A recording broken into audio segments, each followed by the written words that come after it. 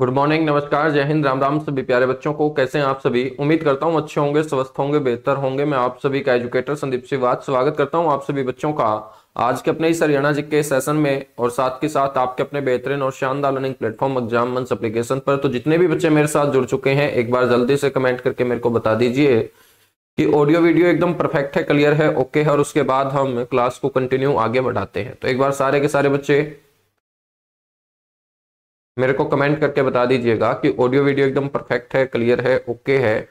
और जिस पंचकुला जिले को हम पढ़ रहे थे आज उसको कंप्लीट करते हैं और एक नए जिले की शुरुआत करते हैं। बिल्कुल भाई, सभी को गुड मॉर्निंग, सभी को नमस्कार। सतीश कुमार, गोलू, मुकेश कुमार, हर्ष नरवाल, सरिका कश्यप, राजविंदर कौर, चलेगा, एकदम परफेक्ट है सब। तो आज मॉर्निंग में सेशन कर रहे हैं हम, है ना? हाँ, क्योंकि मेरे को बच्चों कहीं बाहर जाना था तो आपकी क्लास ना छूटे, इसलिए मॉर्निंग में क्लास लेके निकल जाऊंगा फिर मैं, क्योंकि तुम लोगों को आदत लग चुकी है हरियाणा जीके की, है ना? जब एक दिन भी क्लास नहीं होती ना तो मेरे पास 100-200 मैसेज कंटिन्यू आते हैं, सर क्लास हुई है या नहीं हुई, क्लास हुई है या नहीं हुई। अब क्लास होगी तो मेरे बच्चों एप्लीकेशन पे शो हो जाएगी, नहीं होगी तो कहाँ शो होगी। तो सीधी सी बात है, जब शो नहीं हो रही है एप्लीकेशन पे तो क्लास नहीं हुई है। तो पर्सनल मैसेज कर करके बच्चा, है ना, तुम मैच्योर बच्चे हो, पढ़े लिखे बच्चे हो, थोड़ा सा दिमाग लगाया करो कि एप्लीकेशन में क्लास नहीं है तो नहीं हुई होगी, और है तो हुई होगी, बस ठीक है। चलो फिर महत्वपूर्ण तथ्य हम कवर करते हैं। लेकिन ईमानदार बच्चे हो तुम, इसलिए सारी की सारी बातें पूछते रहते हो, खुद शाणे नहीं बनते हो, है ना? महत्वपूर्ण तथ्य, मजा तो आता तुम्हें, मैं बिल्कुल सामने बैठा के पढ़ाता, है ना? ऐसे ऐसे बच्चों को यदि मैं बिल्कुल आई कांटेक्ट से पढ़ाता ना, सामने बैठा के ऑफलाइन मोड में, तो और मजा आता मेरे को पढ़ाने में, क्योंकि इतने ईमानदार बच्चे हैं जो मेरी हर बात मानते हैं। वरना कलयुग में मेरे बच्चों माता पिता की बात ना माने तो टीचर तो किस खेत की मूली है ना?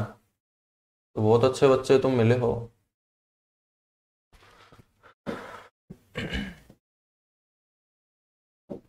चलेगा, महत्वपूर्ण तथ्य बात करेंगे पंचकुला के। आप सभी को मैंने बताया था कि पंचकुला का नाम जो पंचकुला पड़ा है वो 5 कूप यानी 5 सिंचाई वाली नहरों के कारण पड़ा है। तो ध्यान रखना है, पंचकुला का नाम पंचकुला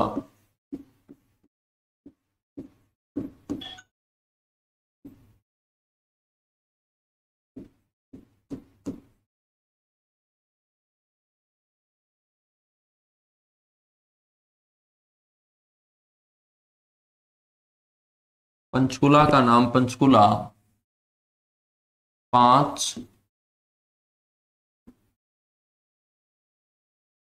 कूप या सिंचाई नहरों के कारण पड़ा। अब यहां से क्वेश्चन पूछा जाता है, ये जो 5 सिंचाई वाली नहरें थी, अब सीधी सी बात है, नहरें हैं तो पानी तो कहीं ना कहीं से ये लेती होंगी, और नहर जो पानी लेगी वो किससे लेगी बच्चों? वो नदी से पानी लेगी, सीधी सी बात है। तो ये जो 5 सिंचाई वाली नहरें प्राचीन समय में इस पंचकुला वाले क्षेत्र में बहने का काम किया करती थी, तो आपसे पूछा जाएगा कि ये 5 सिंचाई वाली नहरें पानी कौन सी नदी से प्राप्त करती थी? तो कौन सी नदी बहती है पंचकुला के अंदर? सबसे मुख्य नदी कौन सी होगी? घग्गर होगी। तो सीधी सी बात है, ये 5 सिंचाई नहरें जो है ना, वो घग्गर नदी से पानी प्राप्त करने का काम किया करती थी। तो 5 सिंचाई नहरों के कारण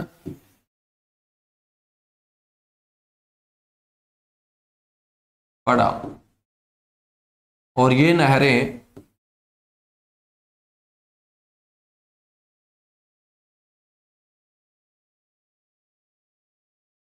कौन सी नदी से?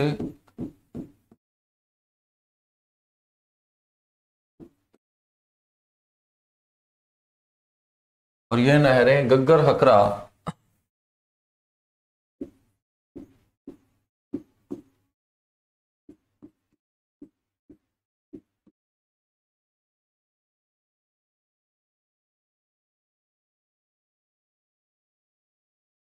पानी प्राप्त करती थी।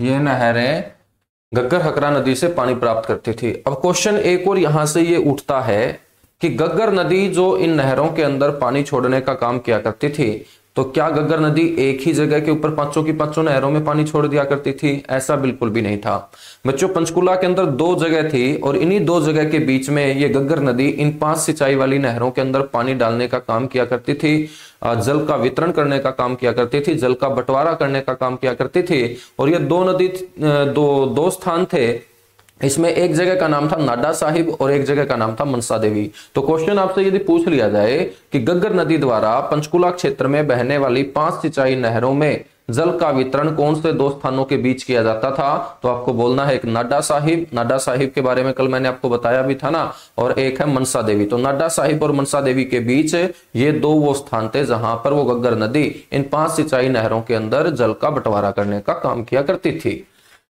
तो इससे आगे हम कंटिन्यू इस लाइन को बढ़ाते हैं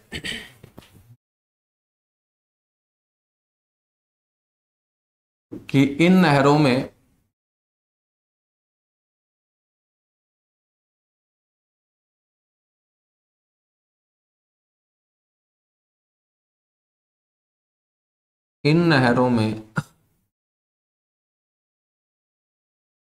जल वितरण, जल का बंटवारा गग्गर नदी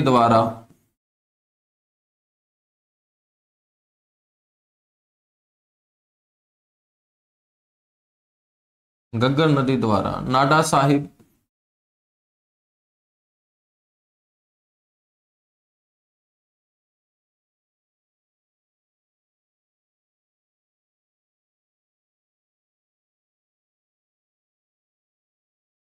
व मनसा देवी के बीच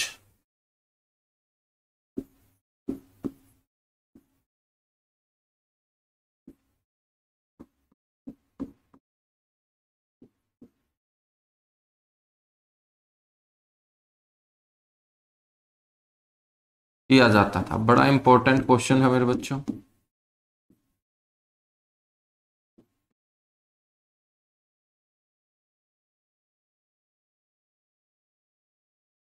ठीक है, नेक्स्ट आपको ध्यान रखना है अगला पॉइंट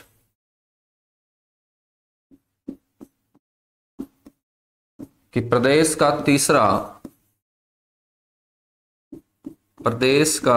तीसरा मेट्रोपॉलिटन सिटी।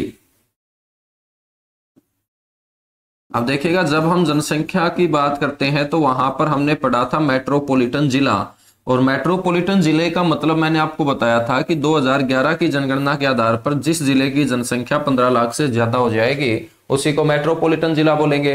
लेकिन यहां पर मैं जिले की बात नहीं कर रहा, मैं यहां सिटी की बात कर रहा हूं। शहर और जिला दोनों अलग अलग होते हैं, दोनों में बड़ा अंतर होता है। तो प्रदेश का यह तीसरा मेट्रोपॉलिटन शहर है बच्चों, पंचकुला घोषित किया गया था।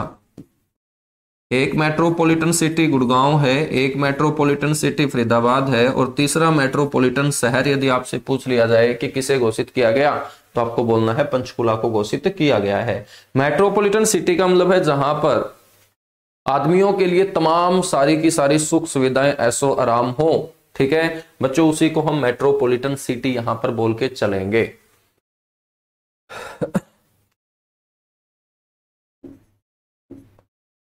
नेक्स्ट आपको ध्यान रखना है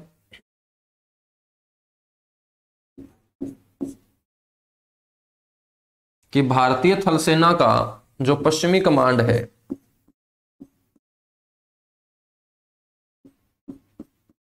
भारतीय जो थल सेना है उसकी जो वेस्टर्न कमांड है,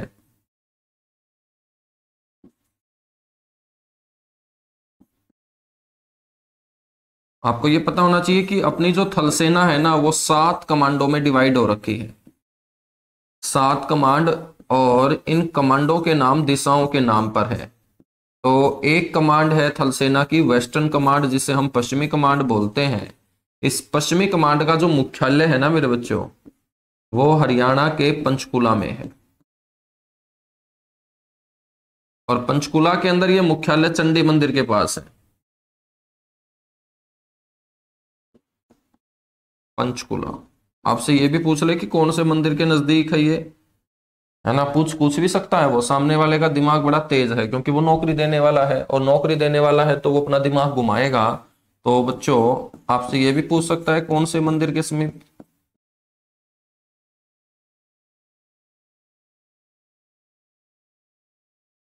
तो आपको ध्यान रखना है चंडी मंदिर के समीप है ये, ठीक है बच्चों। इसी चंडी मंदिर के पास एक और मुख्यालय है, वो है हरियाणा पंजाब हाई कोर्ट की सीबीआई शाखा का मुख्यालय। अब हरियाणा पंजाब हाई कोर्ट कहाँ है? चंडीगढ़ में, ये सभी को पता है। लेकिन हरियाणा पंजाब जो हाई कोर्ट की सीबीआई शाखा है ना, हरियाणा पंजाब हाई कोर्ट की सीबीआई शाखा, इस सीबीआई शाखा का मुख्यालय आपको ध्यान रखना है।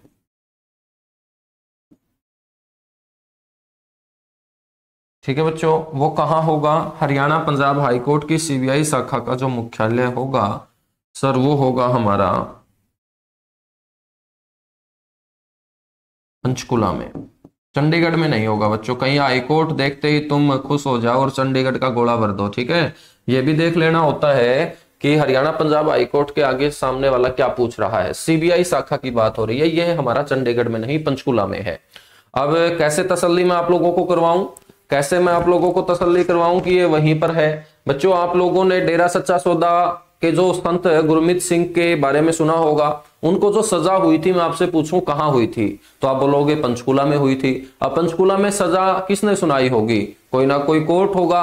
वो कोर्ट कौन सा है मेरे बच्चों? सीबीआई कोर्ट है। और ये सीबीआई कोर्ट जो पंचकुला में है वो किसका पार्ट है? हरियाणा पंजाब हाई कोर्ट का पार्ट है। तभी तो पंचकुला के अंदर बवंडर हुआ था। पंचकुला के अंदर आपने देखा होगा गोलियां वगैरह भी चल गई थी, ठीक है। कई जो डेरे के अनुयायी थे वो मारे भी गए थे। तो बच्चों ये सारा का सारा प्रकरण कहां हुआ था? हरियाणा के अंदर पंचकुला में हुआ। क्यों? क्योंकि हरियाणा पंजाब हाई कोर्ट की सीबीआई शाखा ने ही सजा सुनाई थी, और इसका जो हेडक्वार्टर है वो कहां पर है? पंचकुला में है। कहां है? पंचकुला में है, ठीक है। चलिए, कहाँ जा रहे हो सर जी? घर जा रहा हूँ भाई, और तो कहाँ जाऊंगा ना, घर जाना है आज, है ना। स्टूडियो मेरा हिसार है, गांव मेरा गोरखपुर है। तो मेरी माँ मेरे को बुलाती रहती है कि हर हफ्ते आ जाया घर। चलेगा, आगे हम बढ़ेंगे नेक्स्ट। आपको ध्यान रखना है कि प्रदेश की जो सबसे ऊंची चोटी है वो भी यहाँ पंचकुला में है।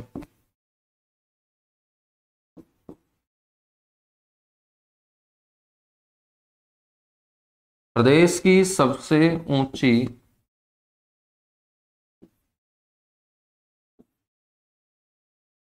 पहाड़ी भी पूछ लेता है सामने वाला, या चोटी, पीक। तो आपको ध्यान रखना है मेरे बच्चों, पहाड़ी का नाम है मोरनी पहाड़ी।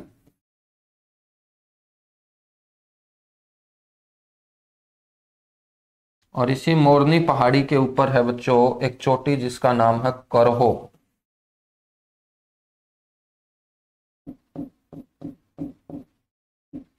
और करहो जो चोटी है, इसकी हाइट ध्यान रखेंगे अकॉर्डिंग टू एचएसएससी। मतलब एचएसएससी ने अब तक जितनी बार भी क्वेश्चन पूछा है इस चोटी के बारे में, इसका आंसर माना है 1514 मीटर। 1514 याद रख लेंगे। लेकिन इसकी जो एक्यूरेट हाइट है ना, बिल्कुल वास्तविक जो इसकी ऊंचाई है वो है 1467 मीटर। अब जिस दिन पेपर में 1467 ऑप्शन में दिख जाए ना, तो आपको 1467 ही करना है, ठीक है, क्योंकि एक्यूरेट हाइट 1467 मीटर है। ये करहो नाम की जो चोटी है मेरे बच्चों, आपसे पूछ लिया जाएगा कि ये कौन से गांव से इसकी चढ़ाई शुरू होती है। मतलब चूरी गांव, एक गांव है मेरे बच्चों, चूरी गांव, मोरनी पहाड़ियों के बीचों बीच। और चूरी गांव से ही इसकी ऊंचाई शुरू होती है। सबसे पहले मैंने ही ये क्वेश्चन बताया था, अब आगे तुम्हें किताबों में भी ये दिखना स्टार्ट हो जाएगा, ठीक है। पिछले 6-7 महीने से मैं ये बता रहा हूं, और उससे पहले की किताबें पढ़ोगे तुम तो तुम्हें चूरी गांव कहीं पर भी नजर नहीं आएगा, ठीक है। क्योंकि बहुत सारे जो किताबें लिखते हैं ना, वो मेरे अच्छे दोस्त हैं, ठीक है, वो भी मुझे फॉलो करते हैं और वो नया नया कंटेंट उठाने का काम करते हैं, क्योंकि मैं तो किताब लिखता नहीं हूं, तो वो और बच्चों का भला कर देते हैं।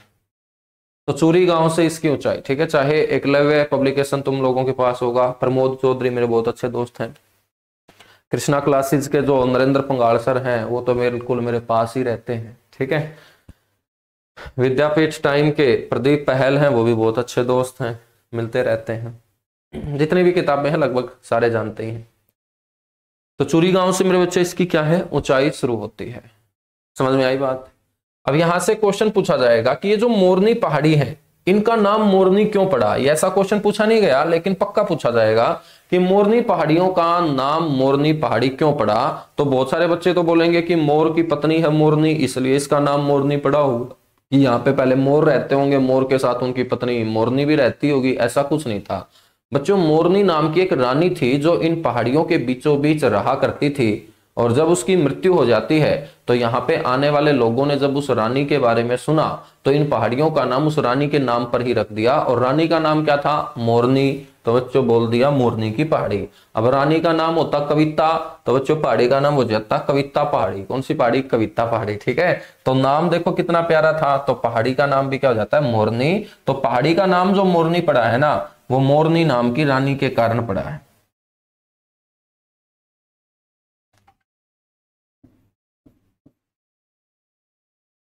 नाम जो पड़ा है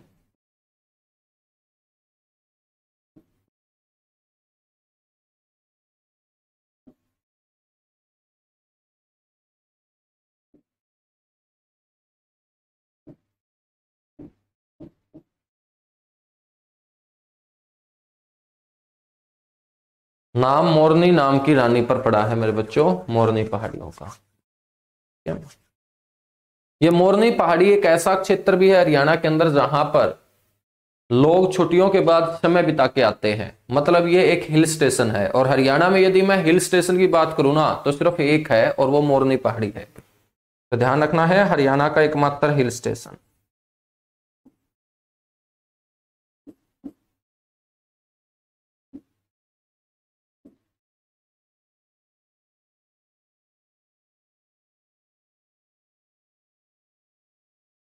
हरियाणा का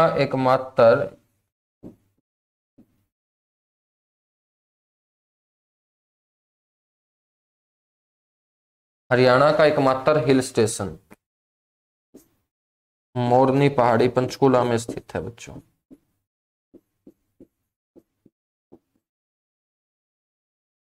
हिल स्टेशन का मतलब पहाड़ों के ऊपर घूमने फिरने जाना, ठीक है। अब देखिएगा पहाड़ तो अपने हरियाणा में बहुत जगह है। कहीं तुम तोशाम वाली पहाड़ी के ऊपर चढ़ के खड़े हो जाओ। अब तोशाम वाले पहाड़ पे तुम चढ़ भी जाओगे ना तो तुम्हें क्या मिलेगा, वहां एक मंदिर मिलेगा जो बाबा मुंगीपा के सम्मान में बनाया गया है। लेकिन ये जो अपनी उम्र है ना, इस उम्र में मंदिर हम जाते नहीं है, ठीक है। तो जब वहां पे मंदिर मिलेगा तो हम तुरंत मेरे प्यारे बच्चों नीचे आएंगे, क्योंकि अपना जो माहौल है, अपना जो वातावरण है हमें मिल ही नहीं पाता। लेकिन यदि मैं तुम्हें मोरनी लेके जाऊं ना तो तुम्हारा मन करेगा कि मैं 2-3 दिन यहाँ रुकूं, क्योंकि शिमला जैसी याद आपको दिलाएगा मोरनी, है ना। शिमला, छोटा शिमला ही बोल सकते हो तुम। यानी कि यदि घरवाले शिमला ना जाने देना तुम्हें, बाकी शिमला जाने का फायदा भी नहीं है, अकेले शिमला जाने का कोई फायदा नहीं है, तो तुम अकेले मोरनी घुमाओ। मोरनी कहाँ है, पंचकुला के अंदर है। फटाफट नोट करो, इसके बाद आगे बढ़ेंगे।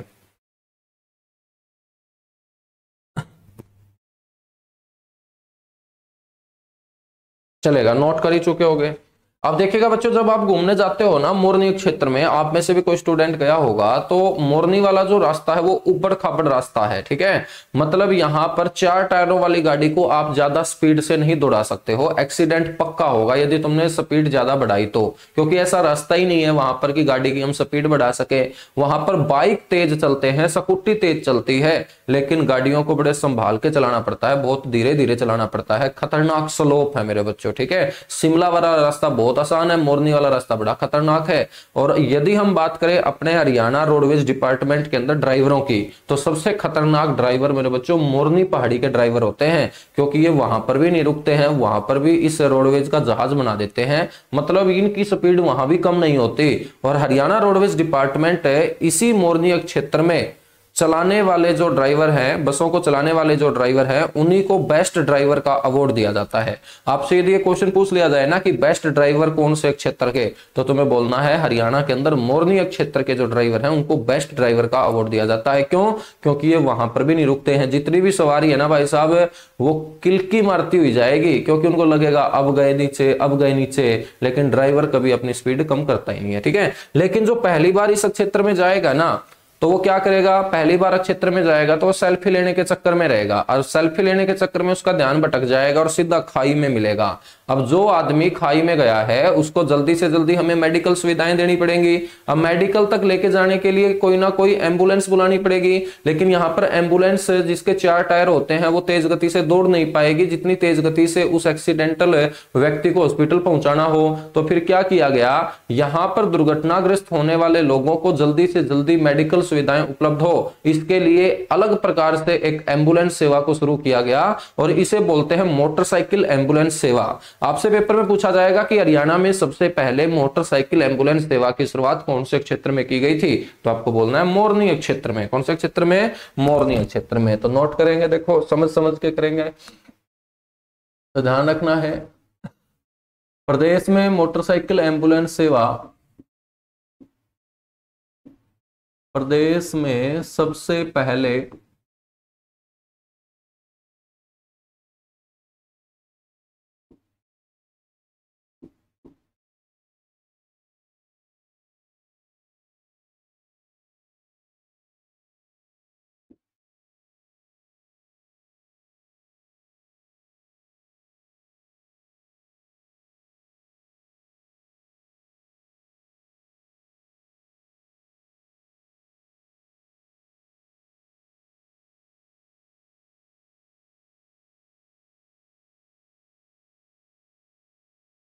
प्रदेश में सबसे पहले मोटरसाइकिल एम्बुलेंस सेवा का नाम रखा गया आरोग्यम।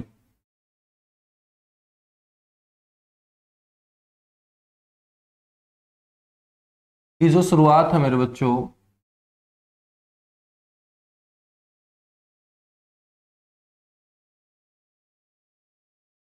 वो वर्ष 2017 में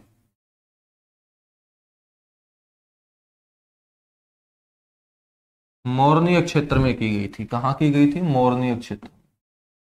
और इसके अलावा हम बात करें तो दूसरा ऐसा शहर, दूसरा ऐसा क्षेत्र जहां पर यह मोटरसाइकिल एम्बुलेंस सेवा शुरू की गई बच्चों, वो है गुड़गांव। गुड़गांव में भी जाम बहुत ज्यादा लगता है, तो जाम में एम्बुलेंस फंस जाती है, तो फिर मोटरसाइकिल को जैसे तैसे बचा के बच्चों उस आदमी को हॉस्पिटल पहुंचा दिया जाता है। ठीक है, ये बड़ा इंपॉर्टेंट क्वेश्चन रहेगा।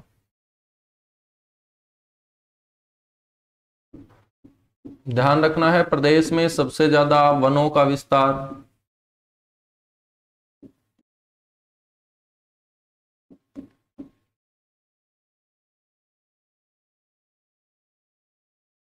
प्रदेश में सबसे ज्यादा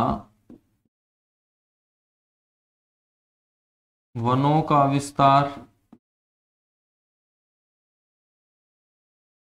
और वन प्रतिशत क्षेत्र में भी ज्यादा है, ये परसेंटेज में भी ज्यादा है।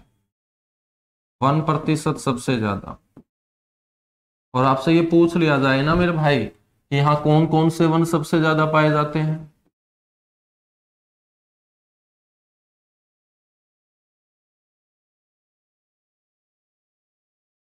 तो आपको बोलना है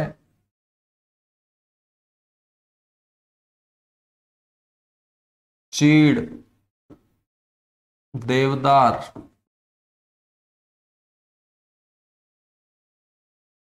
चीड़ देवदार सबसे ज्यादा मोरनी क्षेत्र में पाए जाते हैं। पंचकुला के मोरनी क्षेत्र में आपको ज्यादातर जो पेड़ पौधे हैं वो चीड़ और देवदार के ही नजर आएंगे।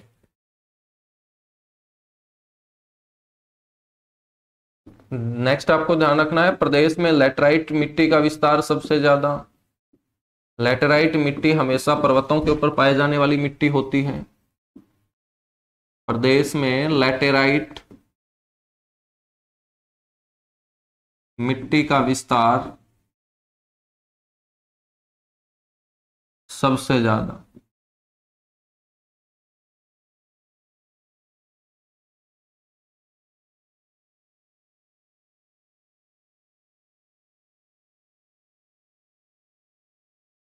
ठीक है भाई।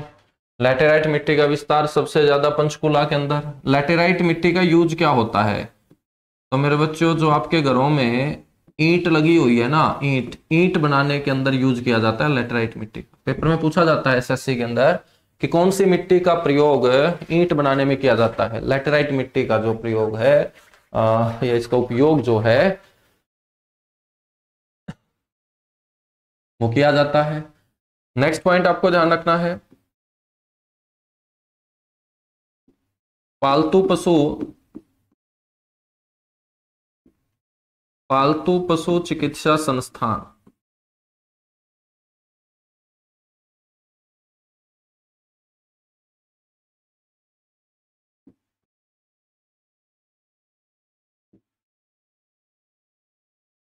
पालतू पशु चिकित्सा संस्थान ये भी कहाँ है मेरे बच्चों? पंचकुला में।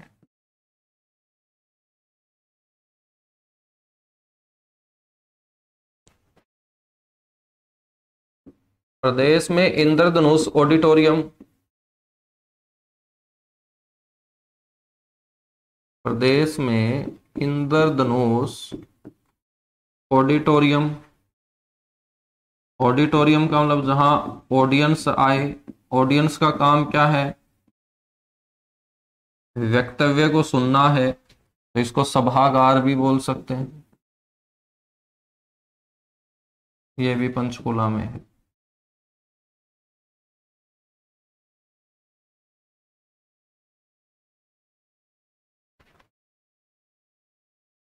नेक्स्ट हम बात करें बच्चों कि हरियाणा में जो फिल्म सिटी प्रस्तावित है,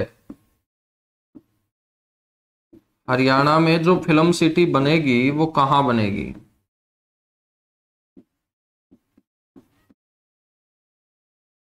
तो हरियाणा में फिल्म सिटी मेरे बच्चों बनेगी पिंजौर के अंदर। पिंजौर और गुड़गांव के अंदर खट्टर सरकार बोल चुकी है कि हम फिल्म सिटी क्या है, बनाएंगे।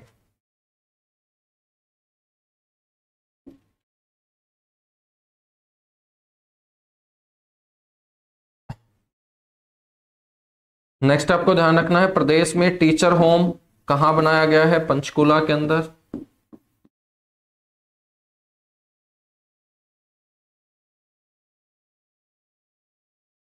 प्रदेश में टीचर होम जो बनाया गया है वो कहां बनाया गया है? पंचकुला में बनाया गया है बच्चों।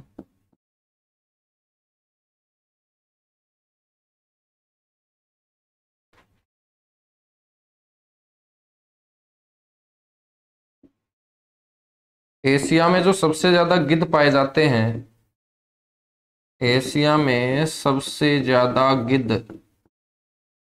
गिद्ध आप सभी को पता होगा मरे हुए मवेशियों को खाकर पर्यावरण को शुद्ध बनाने का काम करता है, तो गिद्ध को पर्यावरण का दोस्त मित्र बोल देते हैं। एशिया में सबसे ज्यादा गिद्ध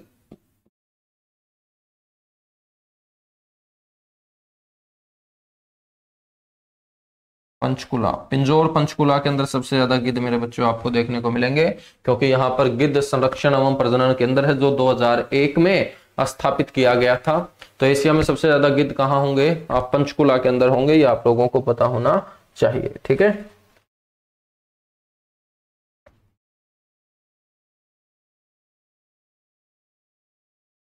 पंचकुला जो जिला आता है,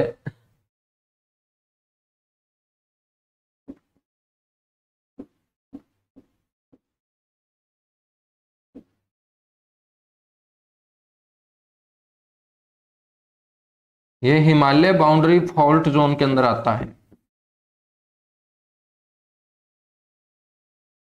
हिमालय बाउंड्री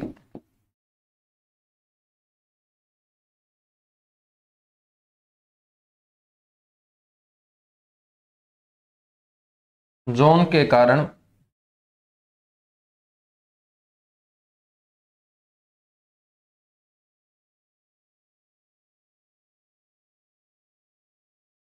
भूकंप प्रभावित क्षेत्र में शामिल किया जाता है। मतलब यहां पर भूकंप आने के पूरे पूरे आसार रहते हैं।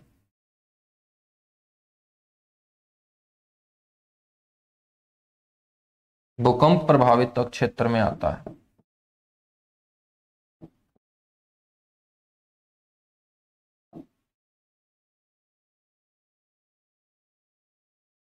बच्चों जितने भी सरकारी डिपार्टमेंट होंगे अधिकतर के मुख्यालय पंचकुला में है। जैसे हम HSSC का फॉर्म फिल करते हैं Haryana staff selection commission, HPSC की बात करें हरियाणा पब्लिक सर्विस कमीशन, ठीक है, हरियाणा पुलिस की बात करें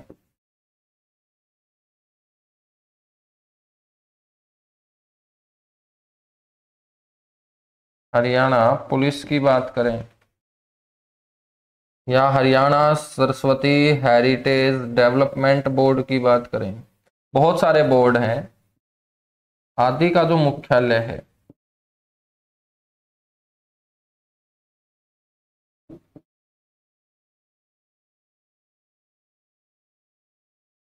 वो मेरे बच्चों पंचकुला में।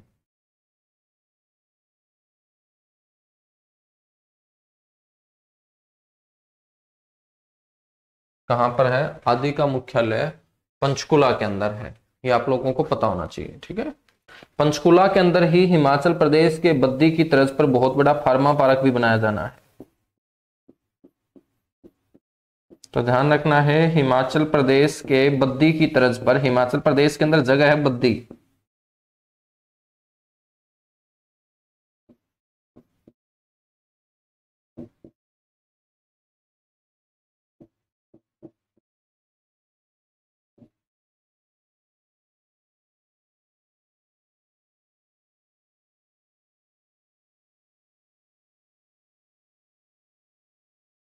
पंचकुला में फार्मा पार्क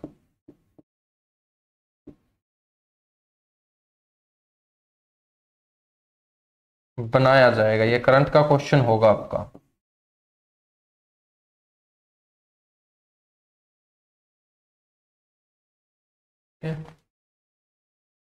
नेक्स्ट आपको ध्यान रखना है प्रदेश में भूपेंद्रा सीमेंट जो कारखाना है वो बच्चों सूरजपुर के अंदर स्थापित किया गया था, जो अब बंद हो चुका है। प्रदेश में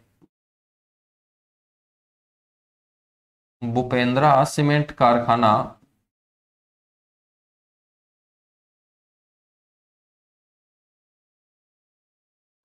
सूरजपुर, ये सूरजपुर आपको किताबों में अंबाड़ा के अंदर दिया मिलेगा, ठीक है, ये अब अंबाड़ा में नहीं है, ये पंचकुला का हिस्सा है।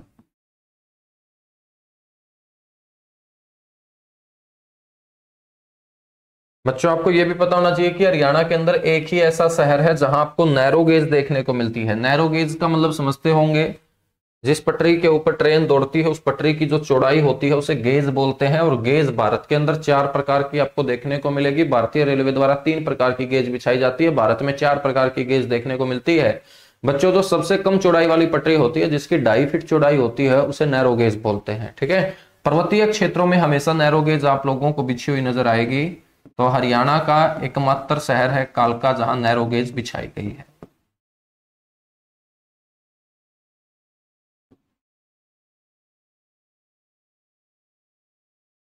हरियाणा का एकमात्र शहर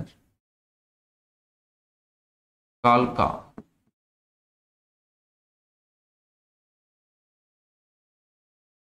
जहां नैरो गेज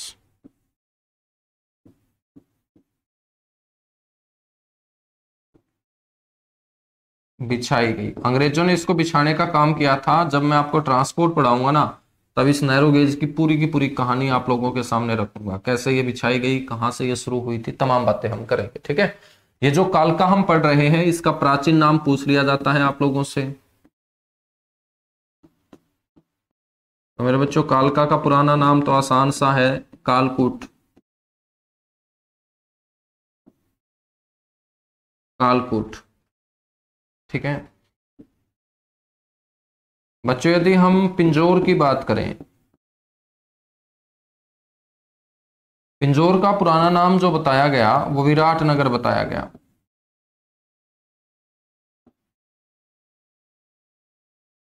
पिंजौर का पुराना नाम क्या बताया गया है? विराटनगर बताया गया है। ये इंपॉर्टेंट क्वेश्चन है, पिंजौर का पुराना नाम। और इस पिंजौर को हम पता है क्या बोलते हैं? इस पिंजौर को हम बोलते हैं 360 बावड़ियों का शहर।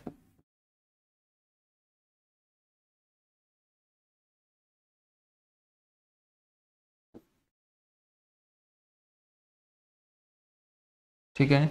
इस पिंजौर से मेरे बच्चों पूरा पाषाण काल के औजार भी प्राप्त हुए हैं। पूरा पाषाण, हिस्ट्री में बताऊंगा क्या होता है पूरा पाषाण। पूरा पाषाण काल के औजार, और जितने भी पूरा पाषाण काल के औजार हरियाणा से प्राप्त हुए हैं उनको समझने के लिए हम दो भागों में बांटते हैं। एक भाग को कोर बोलते हैं, एक भाग को फ्लेक बोलते हैं। तो पूरा पाषाण काल के औजार यहां से क्या हुए हैं मेरे बच्चों, प्राप्त हुए हैं। और इसी के साथ पंचकुला डिस्ट्रिक्ट होता है एक बार कंप्लीट। फटाफट नोट कर लीजिएगा, उसके बाद आगे बढ़ेंगे।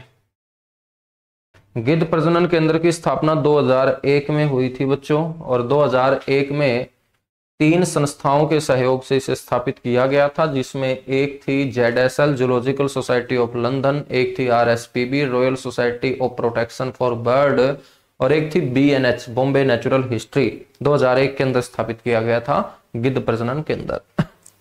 यहाँ पर आपको जो गिद्ध मिलेंगे वो अलग अलग प्रजाति के मिलेंगे। मुख्य 4 प्रजातियां हैं गिद्ध की यहाँ पर, तो 4 प्रजातियां भी मैं आपको बताऊंगा आगे चल के कि कौन कौन सी वो प्रजाति है। एक लंबी गर्दन वाले होते हैं उसे लॉन्ग बिल्ड बोलते हैं, एक स्लेंडर बिल्ड होता है, ठीक है, एक व्हाइट बैक होता है, पीठ पर सफेद धब्बे आपको नजर आएंगे, और एक हिमालयन ग्रेफोन होता है। तो 4 प्रकार के गिद्ध हैं। आगे पढ़ेंगे, छोड़ेंगे कुछ नहीं, छोड़ेंगे कुछ नहीं, ठीक है। प्रजातियां तो पढ़ाऊंगा, तुम्हें टेंशन मत लो, बस थोड़ी सी सर्दी कम हो जाए, है ना। सर्दी बहुत खतरनाक हो रखी है, लिखा भी नहीं जाता।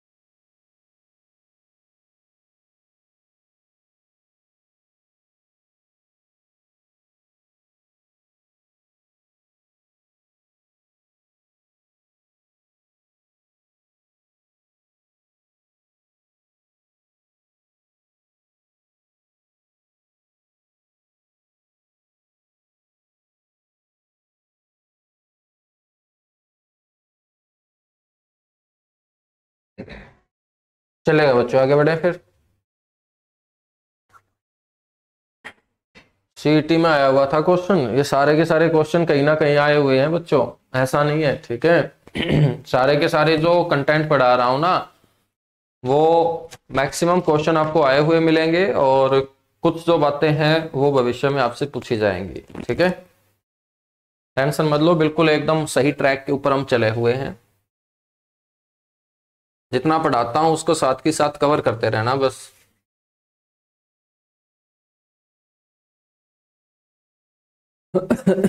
चलेगा। अब हम डिस्ट्रिक्ट पढ़ते हैं नेक्स्ट। 17 जिले मैं आप लोगों को कवर करवा चुका हूं।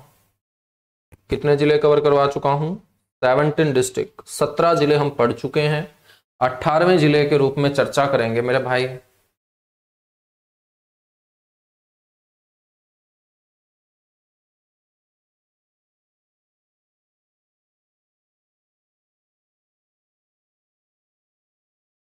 18वें जिले के रूप में पढ़ेंगे किसको?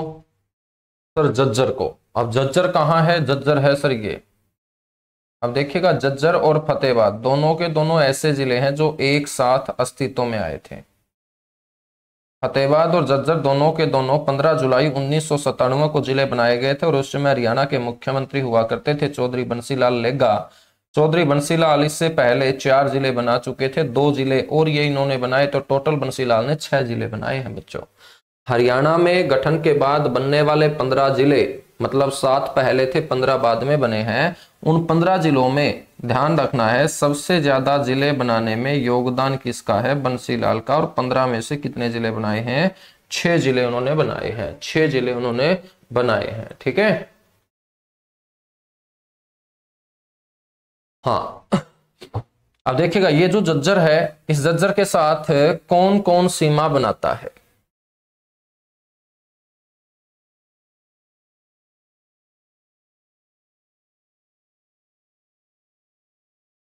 बहुत डिस्ट्रिक्ट जुड़े हुए हैं भाई झज्जर के साथ। झज्जर के साथ सबसे पहले ध्यान रखना है आपको, ये ऊपर वाला डिस्ट्रिक्ट नाम है इसका सोनीपत।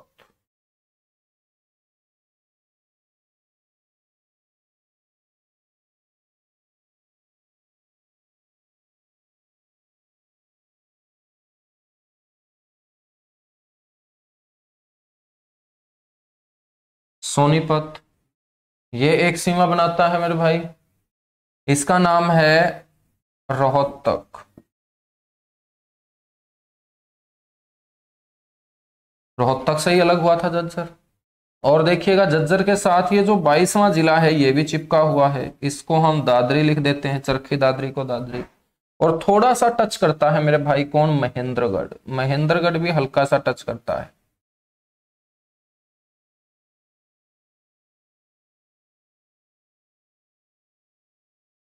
महेंद्रगढ़। और ये भाई साहब कौन है? ये भाई साहब है रेवाड़ी। रेवाड़ी भी टच करता है झज्जर को। और झज्जर को टच ये भी करता है भाई गुड़गांव। भाई साहब ये तो कमाल हो गया, कितने डिस्ट्रिक्ट करते हैं टच? 1 2 3 4 5 6। वाह भाई वाह, ये तो खतरनाक क्वेश्चन बन गया है फिर, है ना? ये तो रोहतक के साथ साथ झज्जर भी आपका ऐसा डिस्ट्रिक्ट बन रहा है जो 6 जिलों को टच करता है।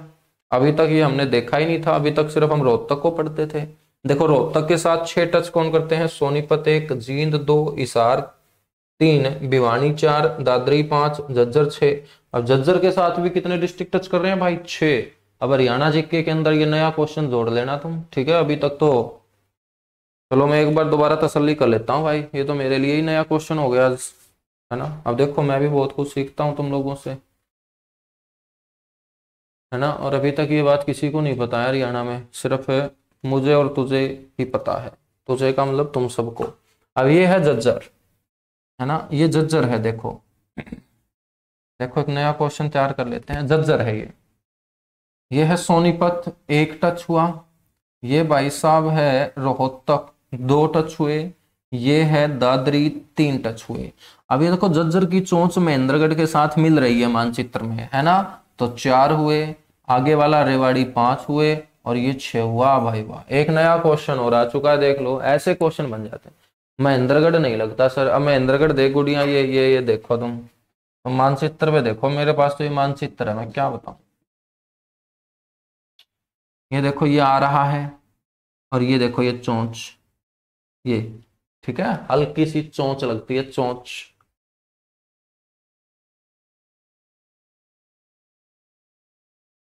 नहीं दिख रहा तुम्हें? अभी सरिका नाम की लड़की ने क्वेश्चन उठाया है इसके ऊपर, तो भाई फिर जूम करके दिखाना पड़ेगा इस लड़की को। देख गुड़िया, दिख रहा है? ये वाली चोंच। अब बता लगता है या नहीं लगता? फटाफट बता सरिका, फिर आगे बढ़ेंगे। हाँ, इसी की पड़ताल होगी, बाकी मानचित्र के अलावा कुछ और चीजें देखेंगे।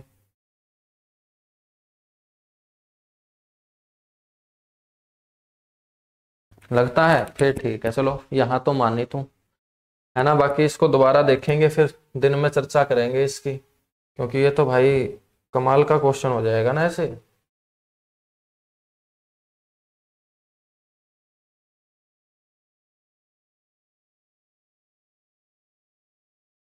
तो 6 डिस्ट्रिक्ट भाई साहब, ठीक है, बहुत अच्छे। मैं भी पहले 5 देख मानता था, मतलब 5 मेरे माइंड में घूमता था। आज मेरे को पता चला यार ये छठा महेंद्रगढ़ भी टच हो रहा है इसको तो, मानचित्र में, है ना।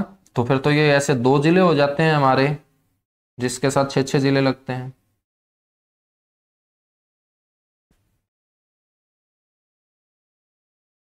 अच्छा, तुम्हारे पास मैप है उसमें नहीं लगता तुम्हारे तुम्हारे पास जोन सा मैप है वो मेरे को भेज देना भाई, ठीक है। देख लेंगे, हो सकता है नहीं लगता भी हो, लेकिन मेरे भी 5 ही है माइंड में तो। लेकिन अब मानचित्र में इसमें दिख रहा है तो अब मैं कैसे मना कर सकता हूँ। देखेंगे बाकी इसको, लगता होगा तो जोड़ लेंगे, नहीं लगता होगा तो भाई फिर अपनी जगह ये बैठा ही है। चलो, हेडिंग डालो झज्जर जिला।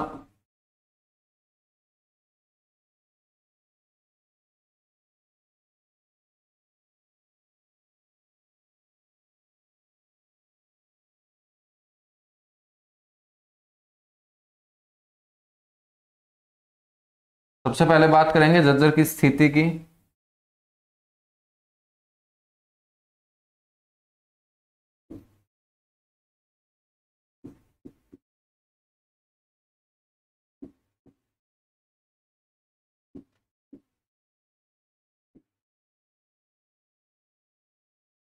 स्थिति मतलब लोकेशन। झज्जर मेरे बच्चों आपको जो नजर आएगा ना, वो आपको नजर आएगा दक्षिण पूर्व के अंदर, साउथ ईस्ट के अंदर। तो ध्यान रखिएगा, हरियाणा के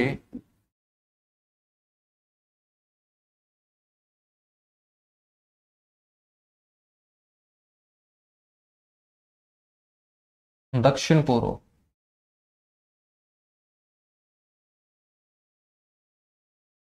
स्थिति के बाद बात करेंगे अस्तित्व की।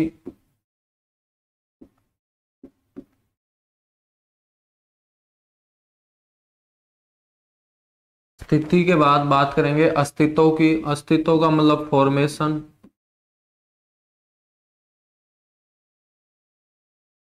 और फॉर्मेशन आप सभी जानते हैं,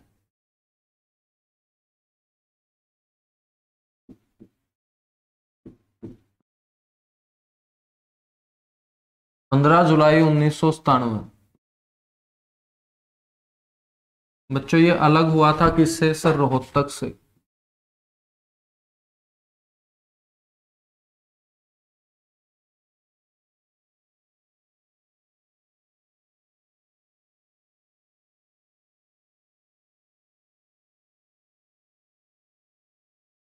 अलग किससे हुआ था? ये रोहतक से अलग हुआ था, ठीक है। और उस समय सीएम कौन थे? बंसीलाल।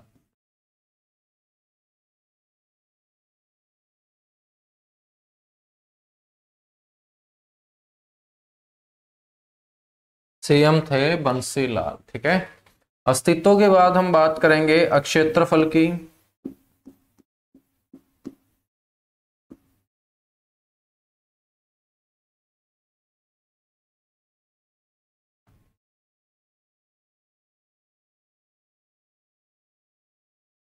एरिया की बात करेंगे तो 1834, 1834 ध्यान रखना है, स्क्वायर किलोमीटर इसका एरिया है।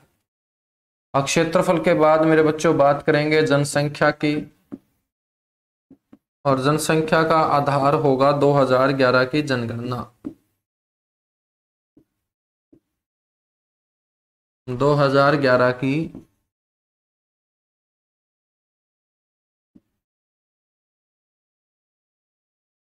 जनगणना। और मेरे बच्चों 10 लाख से कम।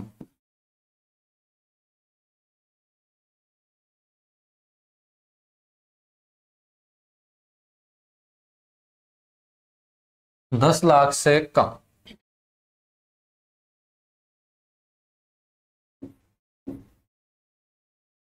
इसका जो पुराना नाम रहा वो रहा है मेरे बच्चों छज्जू नगर। छज्जू नगर। पुराने नाम के बाद ध्यान रखिएगा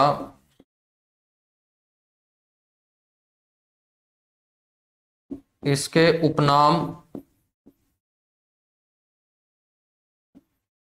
तो मेरे बच्चों इसे कहा जाता है शहीदों का शहर। क्यों कहा जाता है इसे शहीदों का शहर? क्योंकि 1999 का युद्ध आप लोगों ने सुना होगा, जो भारत और पाकिस्तान के बीच लड़ा गया था, जिसे कारगिल का युद्ध बोलते हैं। कारगिल लद्दाख का एक डिस्ट्रिक्ट है। लद्दाख जो केंद्र शासित प्रदेश है उसके दो डिस्ट्रिक्ट हैं, एक लेह डिस्ट्रिक्ट है, कारगिल डिस्ट्रिक्ट है। और कारगिल के अंदर 1999 में भारत पाकिस्तान के बीच जो युद्ध लड़ा गया था उसे कारगिल का युद्ध बोलते हैं। और उसी को एक ऑपरेशन दिया गया था नाम विजय, ऑपरेशन विजय भी उसी को बोलते हैं। बच्चों कारगिल की लड़ाई के अंदर अपने हरियाणा से कई सैनिक शहीद हुए थे। उन शहीद हुए सैनिकों में हरियाणा के झज्जर से सबसे ज्यादा सैनिक थे। तो लोगों ने इसे कौन सा शहर बोलना शुरू कर दिया? शहीदों का शहर। तो ये शहीदों का शहर, इसे जो बोला जाना शुरू किया जाता है वो कारगिल की लड़ाई के बाद बोला जाना शुरू किया जाता है। ठीक है, तो झज्जर का सिर्फ एक उपनाम है, इसे शहीदों का शहर बोलते हैं। बच्चों हम बात करेंगे इसके नामकरण की। इसके नामकरण को लेकर दो बातें हैं। एक तो यह कहा जाता है कि छज्जू राम नाम का कोई जाट था,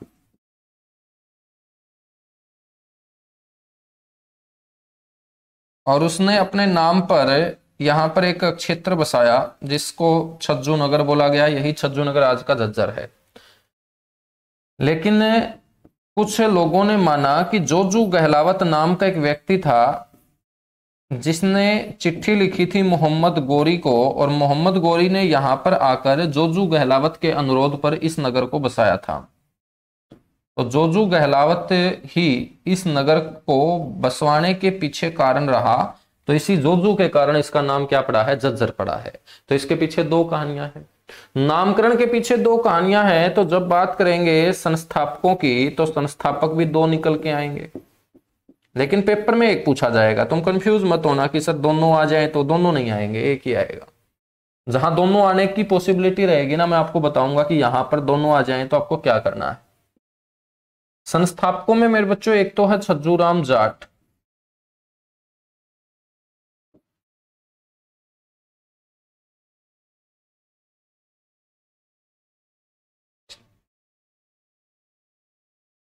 एक है मेरे बच्चों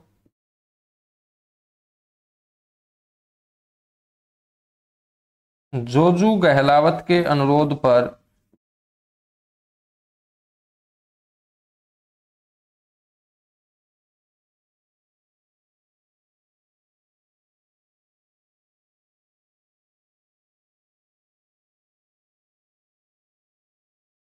मोहम्मद गोरी।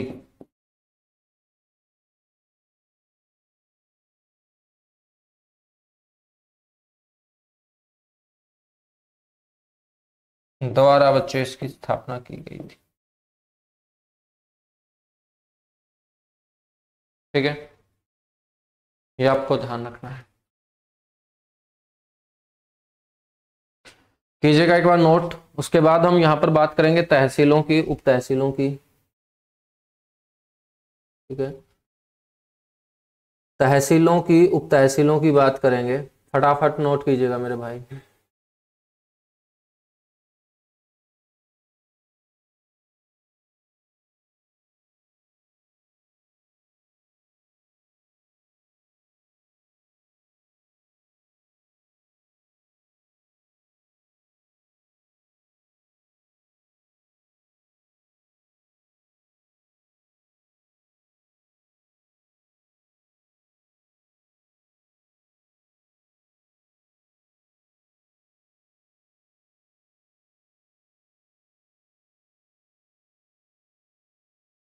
ठीक है, अब यहां पर हम तहसील की बात कर लेते हैं। चलो, खाली पड़ी जगह है। यदि मैं तुमसे तहसील पूछ लूं तो संख्या तो नहीं पूछी जाएगी पेपर में। यहां पर 5 तहसील है। कितनी है? 5। मेरे बच्चों इन 5 में नंबर 1 याद रखिएगा, झज्जर।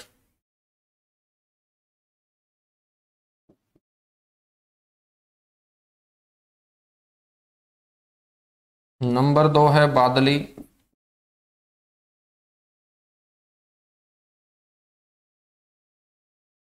नंबर 3 है बेरी।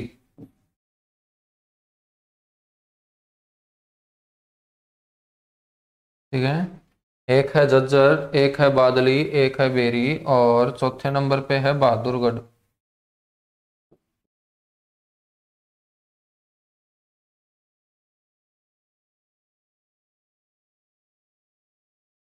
और पांचवें नंबर पे जो होगी ना, वो होगी मातनहेल।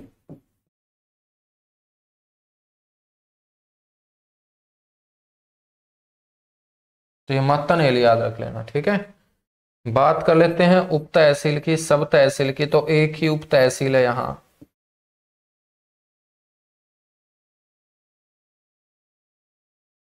सहलवास, या सालावास भी बोल देते होंगे उसे,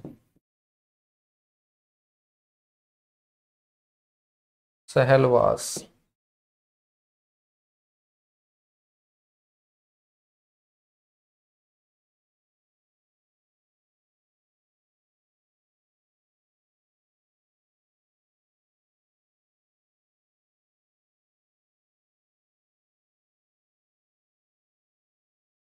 ठीक है बच्चों, तो 18वां जिला शुरू कर चुके हैं, आगे छोटे छोटे जिले हैं। 3-4 दिन का कार्यक्रम और समझो तुम, ठीक है। और फिर कोई नया पार्ट हम उठाएंगे, मिसलेनियस पार्ट उठा लेंगे या आर्थिक सर्वेक्षण उठा लेंगे, जो इंपॉर्टेंट होगा, जो नया होगा आप सभी के लिए, ठीक है। तो आज के लिए इतना सा ही, बाकी मिलेंगे नेक्स्ट क्लास में। Thank you, bye bye, good luck, आप सभी को ढेर सारा प्यार।